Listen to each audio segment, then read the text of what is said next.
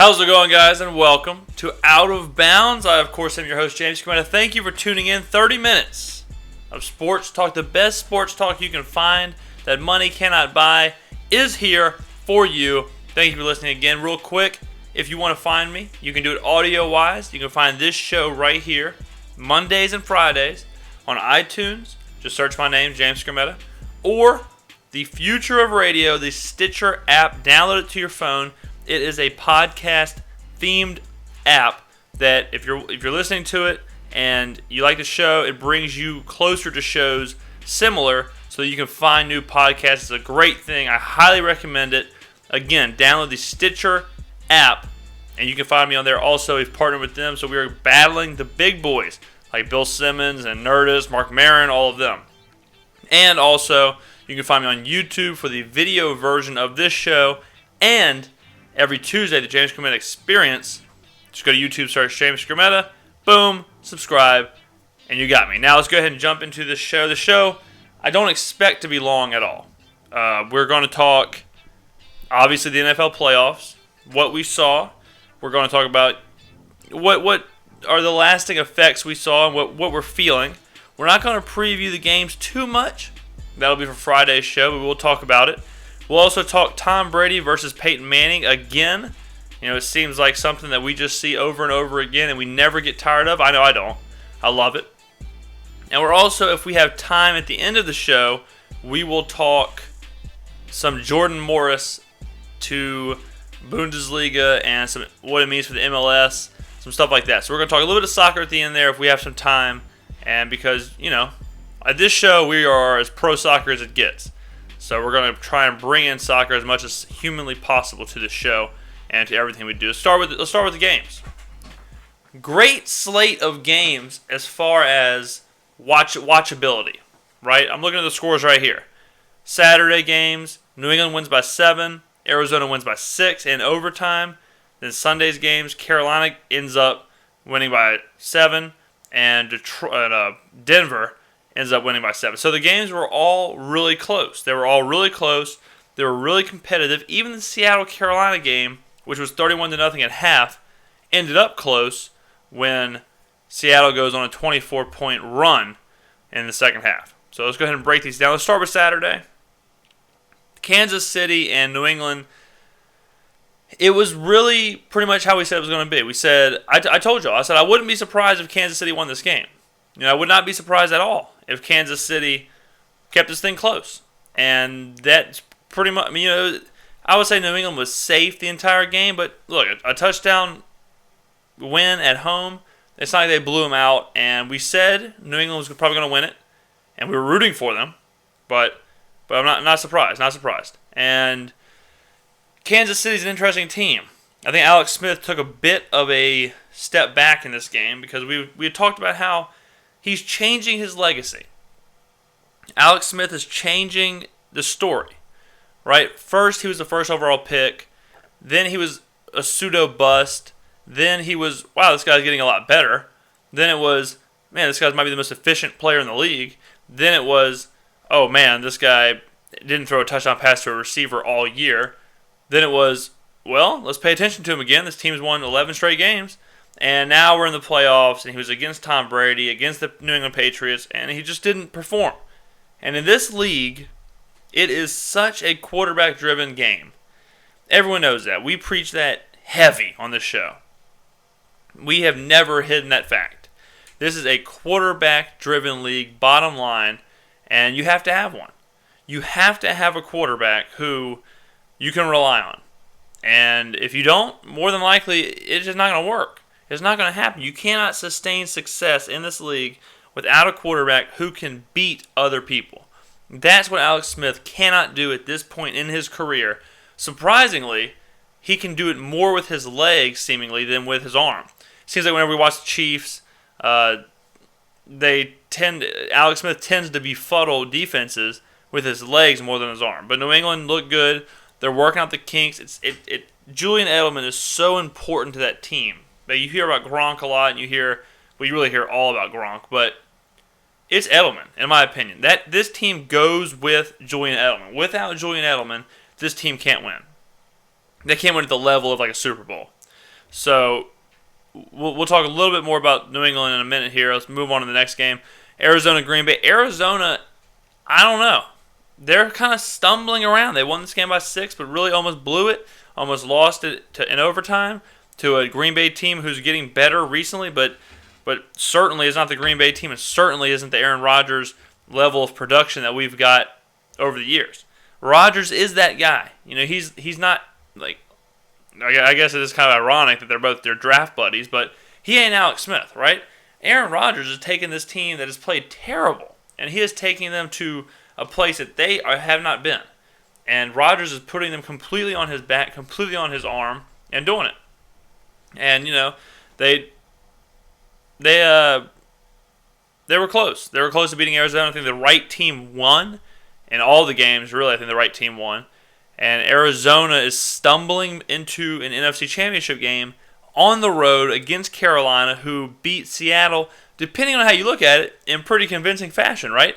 To go up 31-0 against Seattle, that's an absolutely dominating performance. To let 24 unanswered points in the second half, not so much. And I think it's something to do with Carolina not being there. The hardest thing to do in sports is to finish. The hardest thing to do is to close. And that's what Carolina seemingly had a really big issue with. A really big issue with closing this game. You can kind of see it in a lot of different sports that the better team, once it gets down to the wire, they start to change the way they play. They start to maybe slow things down. They get too conservative. They don't want to take risks, which is why they got to the point they're at. And it bites them.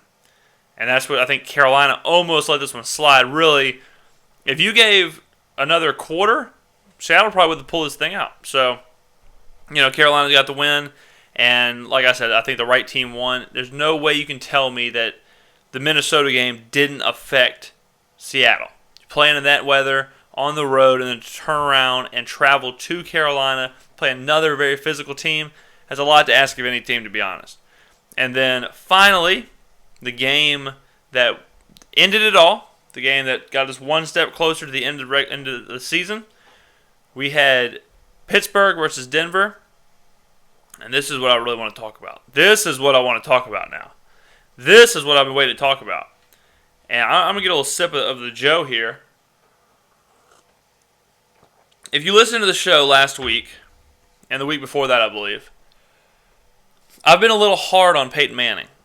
I've been a little hard on 18. I've been a little hard on him. I've even said to sit him. And people are saying, no, you can't sit Peyton Manning, it's Peyton Manning, whatever. That game, Sunday afternoon, that was the embodiment of having to sit Peyton Manning. He was totally inept at doing anything. He could not do anything at all. He looked like the oldest man of all time. He looked like a guy who stole a jersey, got in the game, and security never figured out that he wasn't supposed to be there. I have never in my life seen a player that was so good at one point be so bad just a few years later. I mean, this is a guy who, a couple years ago was lighting the world on fire. We're talking about best player in the league type stuff. Going to the Super Bowl, doing all these things. So many yards, so many touchdowns. Every receiver, Demaryius Thomas looking all-world, Julius Thomas looking all-world. And now he is terrible. Terrible. When he throws the football, every single time he threw it, I was sitting there going, it had to get tipped. Oh, it wasn't tipped. That's just how the ball looks. Oh, okay. And they won the game. But I tell you this, they may have won that game, but there is no way you can tell me that someone wasn't thinking, maybe we should bring in Brock. Maybe we should. You know what it looked like? It looked like Denver was playing like Dallas was playing whenever Dallas didn't have Tony Romo. And if any other quarterback, like let's say Andy Dalton. If Andy Dalton looked like Peyton Manning looked on Sunday, then Andy Dalton would get laughed out of Cincinnati. The only reason Peyton Manning is playing, the only reason Peyton Manning is still on the field is because it's Peyton Manning. And he still does command, I will give him this, he does command a certain kind of defensive scheme. You can't go into the game like you would against Brandon Weeden, right? Brandon Weeden, is not very good. So you can go into the game with a certain game plan. You cannot go into the game with a certain game plan against Peyton Manning. He understands the game. He's good enough mentally to still beat you. If you're doing things that you would do to Brandon Weeden, Manning will figure it out. He'll stop it. He'll beat you. He'll do his thing. That's true. 100%. I'm not backing off that. Mentally, he's still there. The play calling and the audibling and just kind of what he's doing offensively before the huddle, before the snap, all still there. It's physically it's just so far away than what it was. So far away. He cannot throw the football. Ben Roethlisberger was playing, I'm just guessing, at maybe 50%, 60%, something like that, and looked in a totally different league than Peyton Manning. Ben Roethlisberger is a hell of a player, but it's really amazing. It's honestly amazing that the Broncos are the 1 seed and are winning games with how bad, terrible Peyton Manning is playing. Now, don't forget, they scored a rushing touchdown and a field goal in the last, 3 minutes. So you take those 10 points away, this team has 13 points. They won with 23 points. That would not have beat New England. That would not have beat Arizona. That would not have beat Carolina. But their defense, they held Pittsburgh to the lowest total of the weekend. Defense is great. Their defense is great, and Peyton is good enough mentally to not screw up and to, I guess, hold on. I think New England is going to bloodbath them, going to absolutely slaughter them. It's going to be gross. Like, kids shouldn't watch it, personally. That's what I think. I will say this, too, about the Pittsburgh game. The play where Peyton Manning went down, and it looked like he was taking one of his patented Peyton Manning sacks where he just goes down for no reason. That should not have... I don't know how that wasn't ruled down. I understand that no one touched him. I understand that he wasn't tackled or sacked. But especially Peyton Manning, who does this all the time, if a quarterback goes down like that in the pocket, you have to believe that he's down. I can guarantee you this. If Jarvis Jones or somebody from the Steelers would have came around while Peyton was on the ground and dropped a Macho Man Randy Savage elbow drop, I guarantee you flags would have been flying. Goodell would have thrown a flag from the suite. He would have thrown 100 yards to get on the field. There's no doubt about it. I couldn't believe that that they ruled it the way they did. Because the first thing I thought was, okay, well, he's down. He's patented Peyton Manning taking a sack. He even kind of slid. He even kind of had the hips first, like a slide, gets up, throws a pass. So that's that. I will say this, man. I don't want this show to be where the whole playoffs we're just crushing Peyton Manning. And I don't hate Peyton Manning. Don't get me twisted. I don't dislike Peyton Manning. I don't not like Peyton Manning. I like Peyton Manning. I do. I used to root for, when he played for Indianapolis, I would root for him over Tom Brady. I like Peyton Manning, okay? It's nothing about that. But I'm also a realist of what I'm seeing on the field. I'm also a realist of what I'm seeing in, he's just not the same player. And that's fine. That ain't what it's about. Age happens to everybody. But I just think that it's ridiculous that we're giving him so much leash. He was awful Sunday. Awful. But because it's Peyton Manning, because he has the jingle, because of all these commercials, because of all this garbage, because people think he's funny, whatever, he gets this leash. He gets leash from the league. He gets leash from Goodell. He gets leash from the media. ESPN basically shut down all journalistic ethics with this Al Jazeera thing. I can't even fathom if it had been Tom Brady who was in the Al Jazeera HGH case. ESPN may have just taken over all of cable TV. It might have just been, Al Jazeera this, HGH this, Tom Brady this, Goodell's at Tom Brady's house throwing Molotov cocktails through the windows. But because it was Peyton Manning, it was a non-story. a non-story of one of the most dominant quarterbacks in history of the NFL was in a 7-player alleged case of using HGH, and ESPN said, "Nah, we're not really worried about it. We're just going to sweep this thing under the rug." Like I said, I don't want to make this about Peyton Manning, but there is a double standard, and I do think he's not what he was. I do think that it is time to get away from Peyton Manning. I do think that Brock Osweiler could have won this game. I do think that Brock Osweiler would have looked better than Peyton Manning. Peyton was 21 for 37, 225 yards. Not good. That's what we call not good. But moving on, we're going to talk Tom Brady and Peyton Manning. This is Tom versus Peyton for the 17th time in history. And I have been alive and watching sports for every single one of them. I've been, like I said, I was a huge Peyton Manning guy. I'd always root for the Colts. I didn't really like Teddy Bruschi, didn't really like Rodney Harrison, didn't really like some of those guys on the team.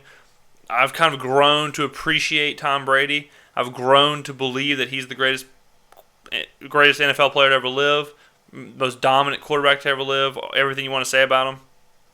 And it's really going to be something come Sunday when you're watching Tom Brady and how that offense operates, and Peyton Manning, how that offense operates.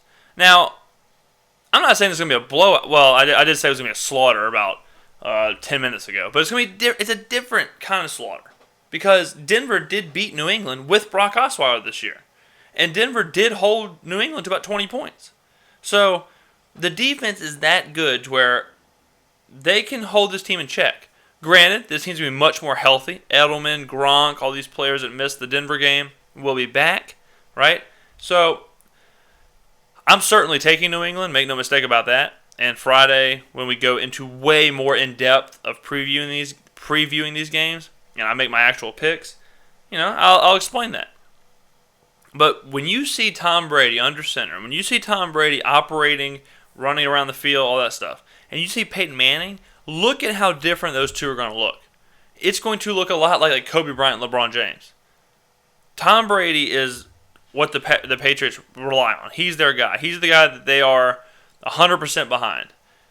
Peyton is the guy who's just holding on. He's just holding, just praying that he can be good enough. He can be average enough to where everything doesn't fall apart at the seams. The only way New England doesn't win that game is if Denver's defense plays lights out. They shut down the wide receivers and shut down Gronk. And they have a good matchup defensively. They have 2 top-flight corners in Chris Harris and Aqib Talib. Aqib played in New England, so, he knows these players. And they also have Von Miller, some very good linebackers that can handle Gronk. So they have a good matchup for New England. It will be an interesting game, no doubt about it. It's in Denver. That does change things. But it's going to be a lot of fun to watch. I'm excited to watch it, per usual. Of course. I love the Tom Brady, Peyton Manning thing. I've watched every chapter. And I certainly won't miss this one. The NFL season, they say it's like a sandwich. My boy Big Cat from Barstool says it's a football sandwich.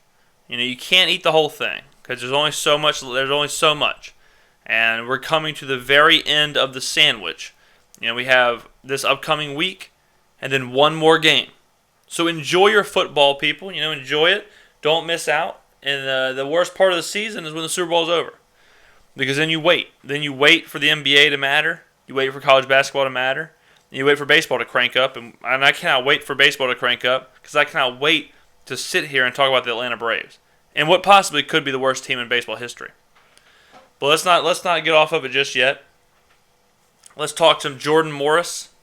Some Jordan Morris here. If you don't know who Jordan Morris is, he is the best soccer player in America. Okay? He's an American, played at Stanford, won a national championship, won a Herman Award, which is the soccer equivalent of the Heisman, which my girlfriend Kelly O'Hara won, of course, when she was at Stanford as well, for the Women's Herman Award. Jordan Morris has played on the United States men's national team. He's played at the top level. He's played in friendlies, international friendlies. He's scored. And he's the best prospect, American prospect, to ever come out and at a perfect time. Because soccer is as hot as it's ever going to be. The only way it could be hotter is if the World Cup was going on right now and America was doing good. We have gone over the stats. We have gone over the ratings. People care about soccer. If you don't like that, fine. If you're one of the people that hate change, and you're one of the people that are like, no, whatever, I hate soccer and it's not football and why don't they put pads on? Look, it's going to change. Bottom line. The more that people quit playing football, the more that the kids quit playing Little League football and the tackle football and the concussions and Will Smith, the more that happens, the more that soccer will elevate. And I do believe that America is the best country in the world. And I do believe that America at some point will dominate men's soccer. It has to happen. Bottom line. We can't just produce these dominant women's teams and somehow not produce dominant men's teams. It's not possible. It's not possible for our people to just not be able to do it, on the men's side of things. We are the most dominant country in women's soccer. It's not even close. And we have had three different players of the year for the whole world, the Ballon d'Or. That is it's FIFA's soccer player of the year. We've had 3 women take home the award. And obviously, we've never had a man even invited to the party. Jordan Morris can be that guy. Okay? Jordan Morris is the future of American soccer on an international level. He's good enough to be the guy who can take us to a different level, totally different flight. Right now, it's kind of hard to tell right now. We're in a changing period. But when we were in the World Cup, we were probably around like the 14th, 15th best team in the world, something like that. Right around that 16 mark. We were hanging out with like Wales or somebody. So we were in there. We're probably around England, to be honest. We're probably kind of in that tier.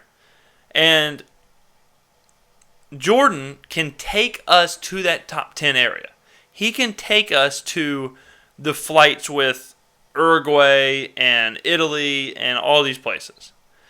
We can do that. And the whole thing, the reason I'm bringing this up is because Jordan Morris has decided to turn pro. Jordan Morris has decided to leave college, leave Stanford, and enter a professional soccer team. Now, the way it works is the MLS has a draft, but Jordan wasn't in the draft. Jordan was offered a homegrown contract to the Seattle Sounders, who is his parent club. He went there when he was younger. He trained with them. They're his parent club. So he has the option to join his parent club when he wants to be professional. He doesn't have to enter the draft. Obviously, in Europe, there's no draft. You go through the clubs, you go through parent clubs and stuff, and then that's it. There's no draft, but they also don't have a college system. I guess that's the difference, is that our best players play at college, their best players do not. They play at under 21 and under 18 teams. So Jordan can either decide to go to Seattle, decide to go to the Sounders, decide to stay in the MLS, decide to play here. Or he can go. Has an offer from Werder Bremen, a Bundesliga team in Germany. That's the top level of German football. The team that he's being offered by is like in the bottom 3 or 4 of German football. They're not good. So he'll play. He will play for this side. Now, you might be wondering, why would he want to do that? Why would he go play in a random team in Germany? One, Jurgen Klinsmann, the United States national team head coach, is German. 2, Aaron Johansson, arguably the best current American player in the world besides Jordan Morris, plays for this team. He plays in the Bundesliga. So, there's an American there. Klinsmann could be in his ear of, hey man, go get some Bundesliga experience. You're playing against better players. There's no doubt about that. My whole thing is, the MLS, and I've said it on this show a million times, this show may support the MLS more than any podcast in the world, and hey, I'll carry that torch. The MLS is this close from being a top 5 league in the world. We are getting players at this point that could play for European sides. There is not a doubt in my mind that Sebastian Giovinco, Kai Kamara, even Didier Drogba can still do things on an international level as far as in the Premier League or in the BBVA, even in the Bundesliga. But they're here. They're in the MLS. The MLS All-Stars beat teams like Tottenham. They beat teams like Bayern Munich. They beat these teams during All-Star games. And they're good players. This year, Ashley Cole is supposed to come to the MLS. Nigel de Jong is supposed to come to the MLS. These are guys who are playing at the top flight of their leagues. Nigel de Jong plays in the Italian league. Ashley Cole was playing in the Premier League. Then he played in Serie A for Roma. Now he's supposed to be coming over here. Okay? Like I mentioned, Giovinco, Giovanni Dos Santos, Clint Dempsey, all these guys. These guys can play other places. If Jordan Morris, okay, he's 21 years old. If Jordan Morris decides to stay at home, play in America, and plays for the Seattle Sounders, that will make the MLS, that will give them so much more oomph, so much more boom to young homegrown players. Just like Aaron Johansson. If Aaron Johansson comes back to the MLS and plays for an MLS side, and we have the best American players playing in America, that will make the MLS a destination location for the best college soccer players here. And that's what we need for international teams. The reason international teams are so good in like Argentina and Brazil is because those players play together from when they are 10 years old or younger to when they are on the international teams. Brazil, those players play together like a club, like a little league team, like a little league all-star team. And if players like Jordan Morris, Aaron Johansson, and all these players are playing, Julian Green, are all playing at a very young age in the MLS together, training here in America with the international team. You know, you don't have to go traveling all over the place. You don't have to miss Bundesliga games. You don't have to worry about German, the schedule in the Bundesliga messing up with the international schedule. If you can all do that here, the international team will only be better. There is no doubt in my mind that if you took the MLS All-Stars and made them the national team, they would compete on a top 8 level. You have to have players that play here. You have to have players that want to play with each other, that want to play in America, and believe that this league can be one of the best leagues in the world.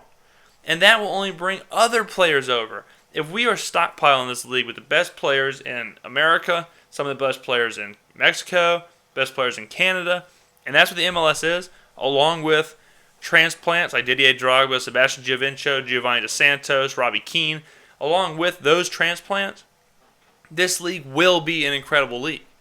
And then once the league is that much better, that's all that's going to do is make people go to games, make kids more aware of the game, and make soccer in America that much better. It's not just a Jordan Morris thing. It's not just I'm selfishly wanting Jordan Morris to stay in America because of America.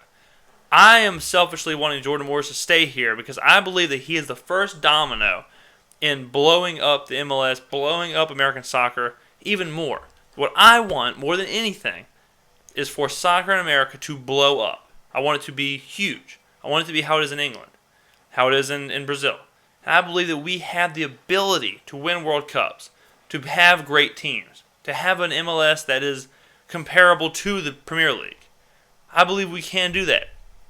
But we're not going to be able to do that if a 21-year-old kid who's the best soccer player in the nation immediately wants to leave and go to a terrible team in Germany. If he wanted to go to like Real Madrid and play with Ronaldo, or even wanted to go to Arsenal and play in the Premier League with a great coach, a great program, I totally get that. I understand going a step up. But I don't believe that a last place team in the Bundesliga is a step up from the MLS. And if he makes that move and he believes that, then people are going to believe that. Kids are going to believe that. Fans are going to believe that. These stadiums are getting packed out. The MLS attendance is higher than baseball attendance, higher than NBA attendance. We read the stats during the season. The women's national team play in front of 30,000, 40,000 people every single time they go somewhere in Chattanooga, Hawaii, wherever. These are friendlies, okay? The bubble is going to burst. I'm telling you, soccer is about to be huge. If you can invest in anything, don't invest in gold like Glenn Beck says. Invest in the MLS. This team is going to be huge. 2017, you're getting Atlanta's getting a team. Minnesota's getting a team. Miami is soon to get a team with David Beckham. The league is going to get huge, and we have to have it. It's imperative for the growth of the MLS, for the growth of soccer in America, for the growth of the men's national team, that our best players, like Jordan Morris, our best homegrown players, play for this country and play in this league. I'm telling you, it is imperative. Believe in me. All right, guys, that is it. That is 30 minutes on the dot. The Jordan Morris thing went a little longer than I thought, but it's okay. I got passionate because it is something I'm passionate about. I am passionate about soccer. I'm passionate about United States soccer, and I believe that I am one of the American outlaws, the group of people who want to see soccer in America explode. And on this program, we're going to do everything we can to highlight that. So, guys, I hope you enjoyed your weekend. If you were off today for MLK Day, then congrats. Enjoy your day off. Thank you for listening to me, whether it's on Monday or between Monday and Friday's show. But thanks again, guys. Don't forget to rate and review if you are listening to me on Stitcher or iTunes. It helps to get me sorted, and it helps to make my show more relevant, as in it shows up more because more people are listening to it. So thanks again, guys. I hope you have a great week. I will talk to you Friday on this program. Until then, guys, I'll see you later.